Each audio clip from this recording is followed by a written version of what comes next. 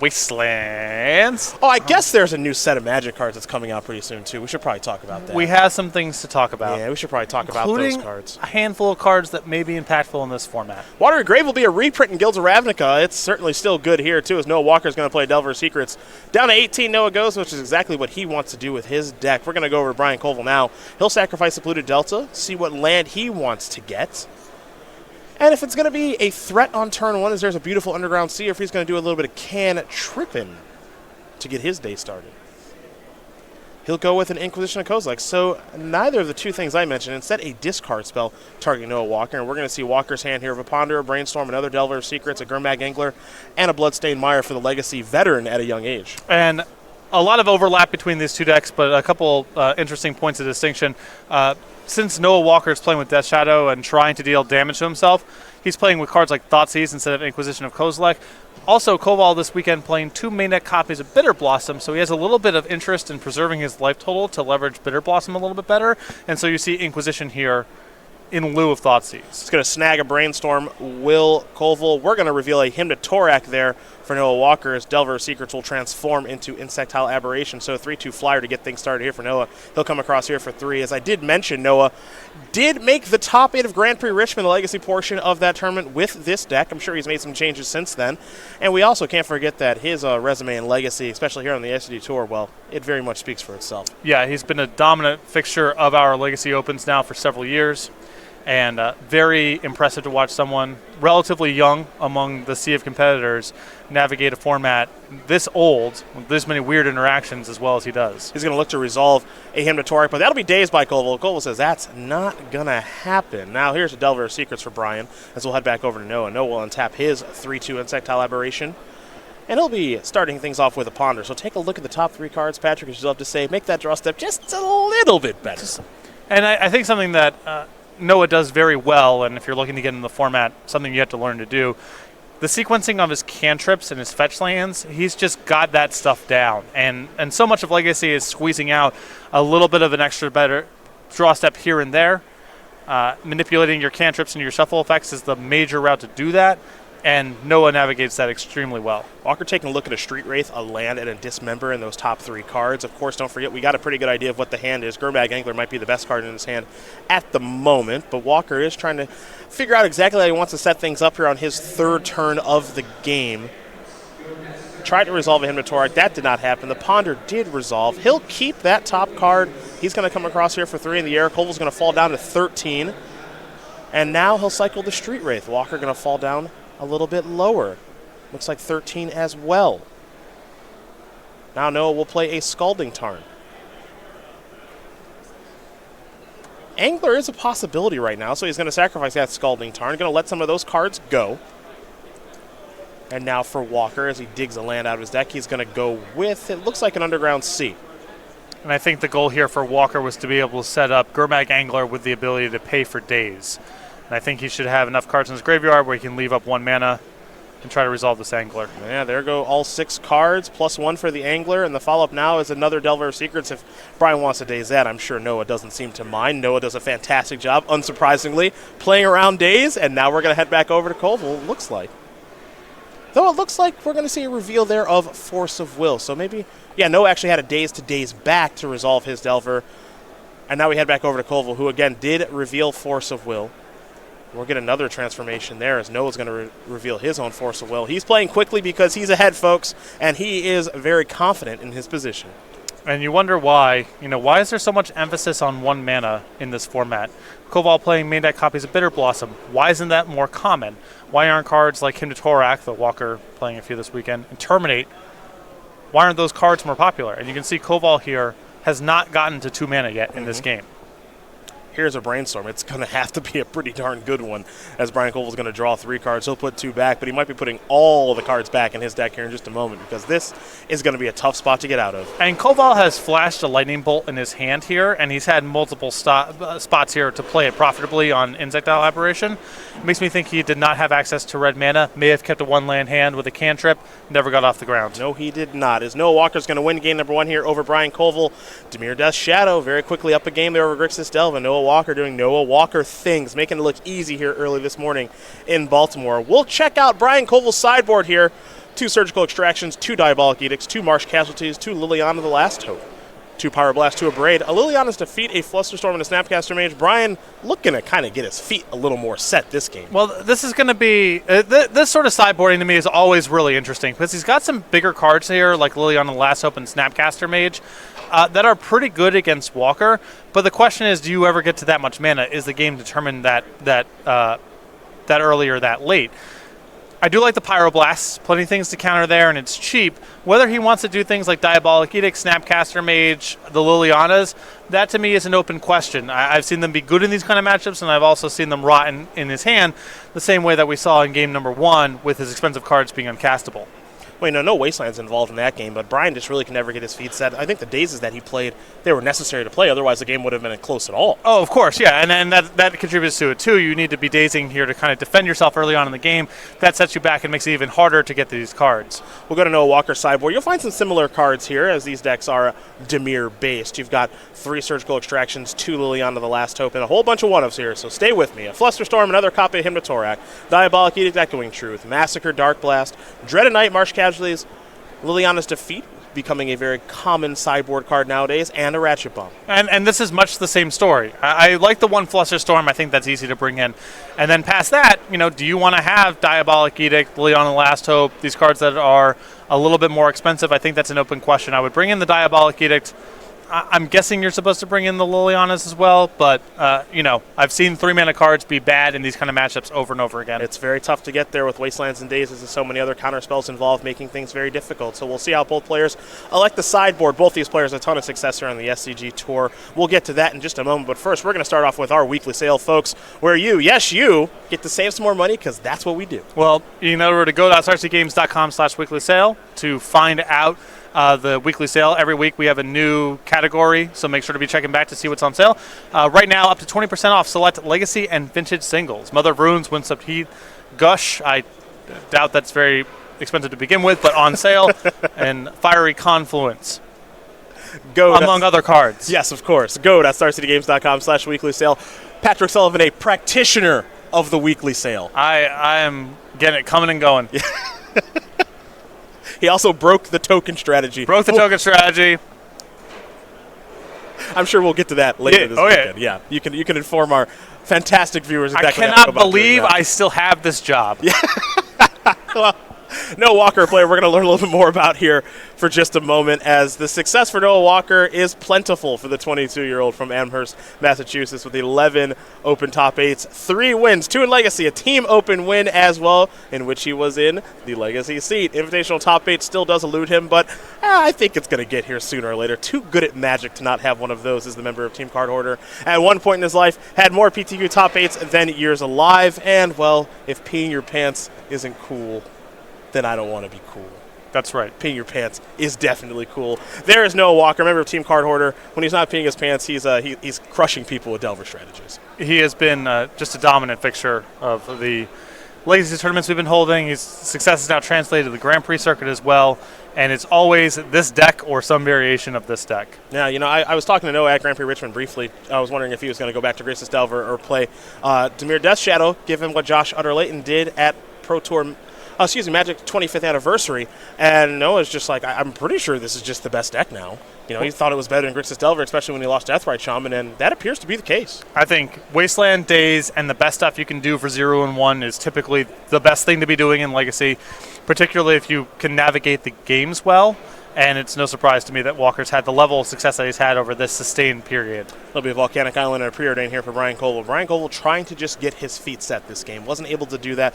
Was defending himself accordingly with dazes, but when you do that, that means you're behind on lands, can't cast enough spells, and Coval had some difficulty in game number 1. However, he is on the initiative this game, being on the play as we head back over to Noah Walker. Walker's going to sacrifice a Polluted Delta. 19, of course, but it's going to just be 19 because he's not going to search up a Watery Grave. And Coval there drew a Snapcaster Mage off of the Preordain, suggesting that he's brought in the Snapcaster Mage, obviously, and may have sideboarded into slightly more expensive cards here. I think that strategy is better on the play than on the draw. It'll be a Delver of Secrets. Now there'll be a Lightning Bolt with a mana available to be able to pay for days. So Coval going to play that land first to make sure the counterspell doesn't trip him up. So the Delver of Secrets is taken care of. We head back over to Noah Walker for his second turn of the game. We'll see what he wants to do here. It'll be a Wasteland, and it'll be another Delver of Secrets. See if Noah wants to fire off this Wasteland or not, but we're going to see, of course, first if this Delver of Secrets is even going to resolve, because Coval is flipping between a couple of cards, and among them is a Force of Will. Wasteland's going to go after Underground Sea. Underground Sea is going to go into the graveyard, so no Stifles to worry about. A card that actually has kind of worked itself, Patrick, out of Legacy. I think leaving up a mana in this format's really hard. That's what it comes down to. And this Shadow deck can function so easily off of just the 1 mana. Some builds we've seen in the past of Delver decks have, maybe they have Stoneforge Mystic, maybe they have Tarmogoyf. They need to get to 2 mana. This Dimir Shadow deck can run just off of 1 with Delver of Secrets, Death Shadow, and Gurmag Angler. So trying to keep them off mana by Stifle, less effective here than it's been against Delver decks in the past. It'll be a Bloodstained Mire into a Watery Grave there for Walker, so he's going to fall down to 16. We'll see what comes next. Obviously, we're not in Death Shadow range just yet, but he's going to go with the Hymn to Torak, a very powerful discard spell that's starting to make its way back into Legacy. It'll be a Force of Will removing Force of Will, so you can say he got his 2 cards. He still got his money. Mm-hmm. As it looks like we're going to head back over Brian's way now. He's got a land to play here in just a moment as the former Invitational champion. 2 Volcanic Islands and Underground Sea. This is a Snapcaster Mage. And it's going to be an attempt at a Lightning Bolt to take care of the Delver of Secrets, and that will resolve. No days to worry about. So, another threat handled there for Coval. He's got his feet set here this game. He's got what most people can't do in Legacy, Patrick. 3 lands. Yeah, and now if he's brought in some more expensive cards, those cards are comfortably online now. Well, another threat to have to worry about here in Gurmag Angler. The real big fish is on the stack, and it's going to resolve. So now we head back over to Coval. And this card is a bit of a vulnerability for Coval's build. His removal spells are Fatal Push and Lightning Bolt. Not the best against Gurmag Angler. Well, Liliana's Defeat doesn't look so bad. We'll take a look at that card here in just a moment, as that's going to take care of the Angler. Now here's a Ponder afterwards. So while Brian works on that, we'll take a look at Liliana's Defeat, becoming a Legacy staple here in the sideboards. All these Dimir-based decks, a lot of players going towards Gurmag Anglers and Death Shadows as Ponder resolves. Coval's going to keep it on top. The 1-mana black sorcery says destroy target black creature or black planeswalker. If that permanent was a Liliana, which actually could happen in Legacy, her controller loses 3 life, as now here's a 3rd Delver of Secrets for Brian to have to deal with. And Coval needs to have a little bit of removal for Gurmag Angler, because game 1, most of his answers are kind of sideways answers. True Name Nemesis, Bitter Blossom, he's got some routes to block it. Maybe he can block and bolt to finish it off, but his spells don't line up the right way. Good for him to have some cards in his sideboard to handle Gurmag Angler specifically. True Name Nemesis is going to resolve here, of course. Going to choose Noah Walker, as it looks like Delver's going to trade with a Snapcaster Mage. There's a Merfolk Rogue as it enters the battlefield. You choose a player. True Nemesis has protection from the chosen player. Here is a Thoughtseize. Looks like Brian's going to sacrifice this Scalding Tarn in response. But you can kind of see the difference in these 2 players' decks. For Noah Walker, everything's 1 or 2 mana. You know, Noah Walker's got Gurmag Angler, which sure, it costs 7 mana in quotes. This here's a Brainstorm in response to that Thoughtseize. But in reality, it's always a 1 mana 5/5 for him. True Nemesis a little bit better than that, as Daze is going to take care of the Brainstorm. But it costs 3, and 3 mana is a lot, as now here's Diabolic Edict to take care of that 3 mana threat as we head back over to Brian. Great sequencing there from Noah. Unsurprisingly. Unsurprising. Yeah. Looks like Brian might be thinking about doing perhaps a little dredging. He does have Gurmag Anglers of his own.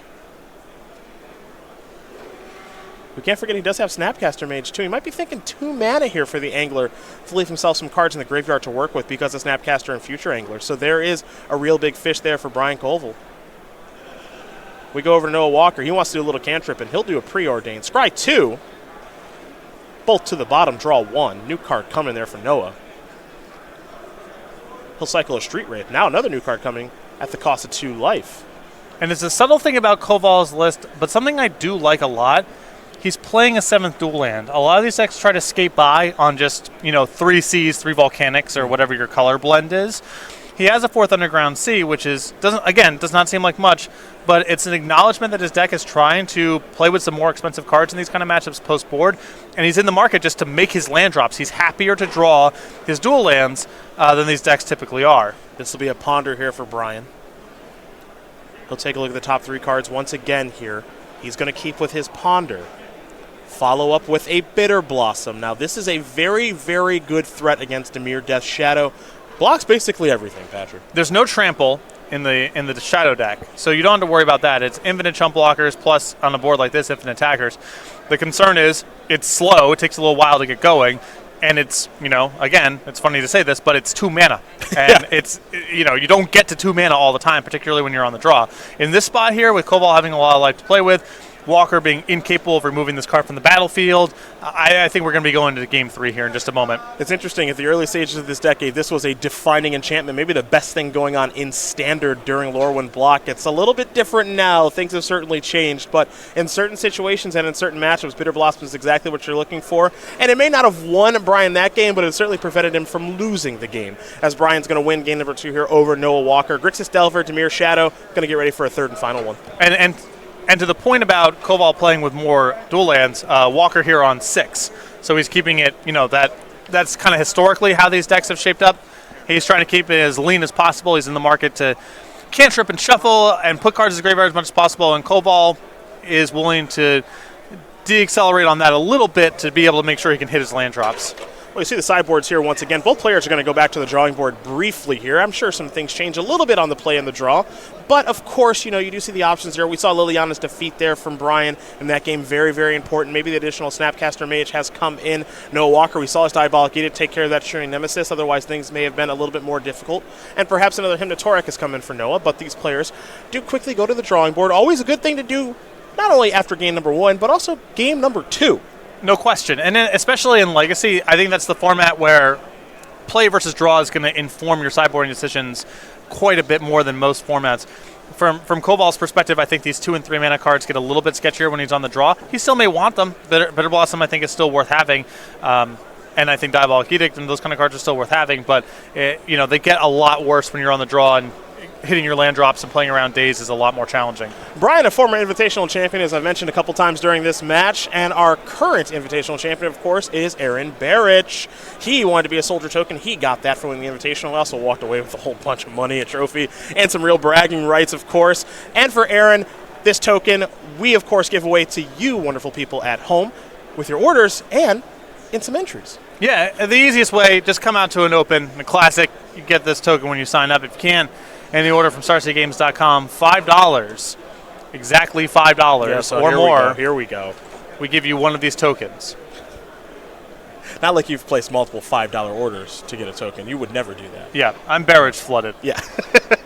That is Aaron I have more of those tokens than I know what to do with.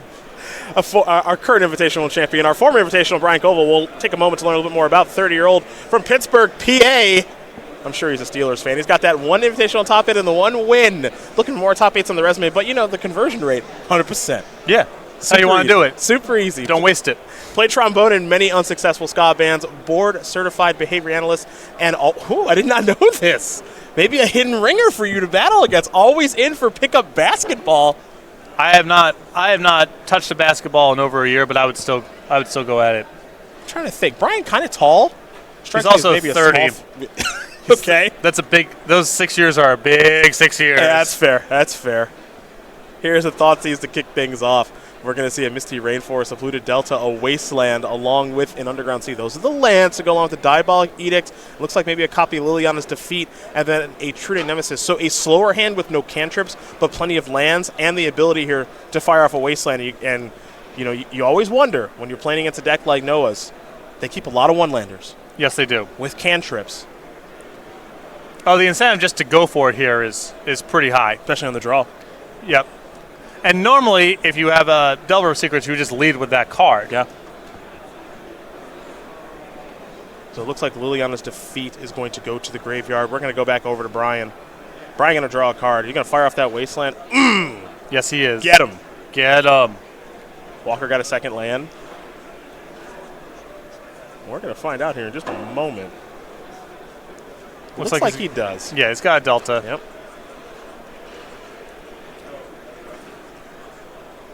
Walker going to sacrifice that, fall down to 15, get himself an Underground Sea. So I know you have a True Nemesis in your hand. It's a little, and you're on the draw. Typically, those are not the best spots to wasteland someone. Yep. But there's a chance that Walker's hand just doesn't function. Yeah. If you get him there, and that percentage of the time, whatever that is, 20% of the time, whatever, that's probably higher upside than trying to play your True Name Nemesis as early as possible. Especially because you have to imagine that Noah's got answers to True Name Nemesis after sideboard anyway. Yeah. We already saw that with Diabolic Edict. We know he's got March Castleways in the sideboard. Brian, a pretty seasoned Legacy player. He knows that a True Nemesis sticking isn't game over. And, you know, especially because Walker could have simply thought seized away the True Name Nemesis were he that vulnerable to it. Polluted Delta there for Brian. Pass the turn back over to Noah. Does Noah have land? Number 2, I guess number 3 technically, since his first one got blown up. The answer is yes. Delta, here's a Ponder. That'll resolve. Walker will take a look at the top 3 cards once again, looking to increase the quality of that draw step just a touch. And you see, he resolves his Ponders and his Brainstorms and his Preordains relatively quickly. Again, he is a veteran of these style of decks here in Legacy. So much success for Noah Walker in the Legacy format. Brian going to play a Misty Rainforest. Just going to pass the turn back once again. So he's not up to a ton here. Again, we know about the True Name Nemesis that is in hand. Don't know what he's picked up over the past couple of turns, but we'll find out soon enough, I'm sure, as Noah Walker will draw a card and begin his 4th turn of the game. And if possible, Coval would like to sit on these fetch lands for as long as possible. They are not vulnerable to Wasteland. His dual lands are, and he's trying to get to a 3-mana spell. It's a Ponder. Take a look at the top couple of cards here. It's like Fatal Push among them, pardon me. 3rd Ponder of the game here for Noah. But it appears as though he's a little threat light. We saw in the first couple of games there, Delver of Secrets were early and often. This time, not so much. Just have a Street Wraith in hand. Perhaps this is a Death Shadow game more than a Delver of Secrets game, as Noah's going to keep with the Ponder once again. Place that into the graveyard now that it's done resolving. He'll cycle a Street Wraith. Looks like he's interested in that next card, too, as he falls down to 13.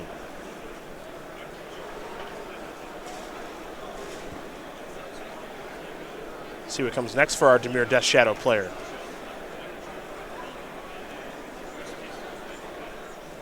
And Walker here might be willing to play into Daze. There was not one in Coval's opening hand.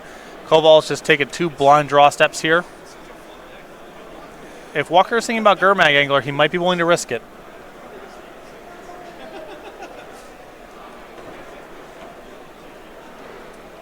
It'll be a Watery Grave. Walker down to 10. Death Shadow very much online now. Is that what he's going to play? This is a Delver of Secrets in Wasteland Pass. An interesting sequencing there from Walker, suggesting that he would have been okay with the Delver getting dazed. There's a Bolt. That means Volcanic Island is a land that Delta's going to find. And there's the red removal spell on the very powerful 1/1 that, of course, transforms into a 3/2 flyer. Delver down. Wasteland's still around, at least for right now. Curious to see if Walker wants to fire this off. He will. There goes the Volcanic, and we're going to head back over to Brian. Brian will draw. Remember, we know he's land heavy, or at least he was in the early stages of this game. Fired off a Wasteland already. We knew he had multiple lands past that. You can see the Underground Sea in Brian's hand. Now he's going to sacrifice the Misty Rainforest.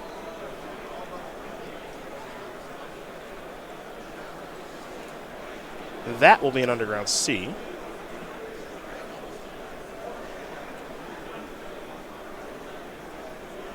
Now another Underground Sea, and now of the real big fish playing around a Daze. Very well there by Brian Coval.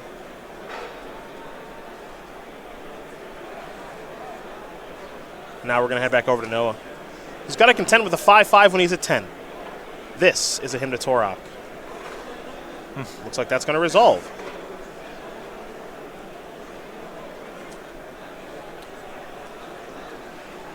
So we'll roll some dice to randomize here, or at least try to. There goes one of those. And now 1, 2, 3, 4, 5, 6, I'm sure. There we are. 2 cards will go away. It looks like a Bitter Blossom and a Diabolic Edict. Doesn't seem like bad hits, truth be told. Well, Walker's still now aware that True Name Nemesis is still in Coval's hands. Mm-hmm. In for 5. Walker's going to fall down to 5. One more lethal shot, as this is going to be an attempted True Name Nemesis. See if Walker has something like a Daze here or not. He does, so the True Name Nemesis will be answered. Again, this is kind of the problem with 3-mana threats, something you've talked about so much, as there's Diabolic Edict. An attempt at it to take care of the Angler that would kill him, that will work. Yeah, it's and play versus draw, again. It's a big difference about how good those 2- and 3-mana cards are. Inquisition of Kozilek is going to give us an idea of what Walker is working with. You'll see a Brainstorm, a Daze, and a Marsh Casualties for Noah. Brainstorm will bite the dust. Brian knows what he's got to worry about now in Daze and Marsh Casualties, and he'll simply pass the turn back. So we'll go back over to Noah. Noah will draw a card. A Preordained's not a bad start. He'll take a look at the top 2 cards. They go to the bottom real quick. He's not interested in either one of those. The follow-up is a Delver of Secrets. That is going to resolve as we head back over to Brian. Brian will draw. Your former Invitational Champion is going to start off with a Preordained for his turn, Scry 2, just like Noah Walker did last turn. Looks like Snapcaster Mage is one of the cards that he's looking at. There's some appeal there with maybe the discard spell or the Diabolic Edict, though that's asking a lot, and he's already got an answer anyway in Fatal Push, so that'll take care of that. And Walker really on the hunt now for Gurmag Angler, as that is a card that Coval does not handle well. Wasteland will take care of the red source, pass the turn back. And you can see play versus draw how different Snapcaster Mage, Bitter Blossom, True Name Nemesis, cards that were really good for Coval in game number 2 are so much worse in this third game. Yeah. Though this game is going longer, which is good for Brian. It is going longer, but you know the dazes on Walker's side when he's got a little bit more leverage to work with, those get better. Coval now at some has to be aware of the risk of getting cut off of red mana for the remainder of the game. He's got 1 Volcanic left in the deck. If that happens to get wastelanded, could be trouble. There is the Volcanic. All right, Thoughtseize you. Let's see what this is. Snappy? Okay. Walker's going to fall down to 3 for doing that. I suppose he could daze his own Thoughtseize. Coval is out of cards. He could just daze the Snapcaster Mage. Oh, that's true. My fault. You're right. You're right. It is really fancy to be dazing the Thoughtseize? Sure, right, yeah. Sure. No, you are correct. Replay the land, pass the turn back. Brainstorm on the top. Brian knew it. Bolt you, and that'll take care of it. Brian Coval's going to win this match over Noah Walker 2-1. It's rare that we see Noah lose in Legacy, but his day is off to an 0-1 start as former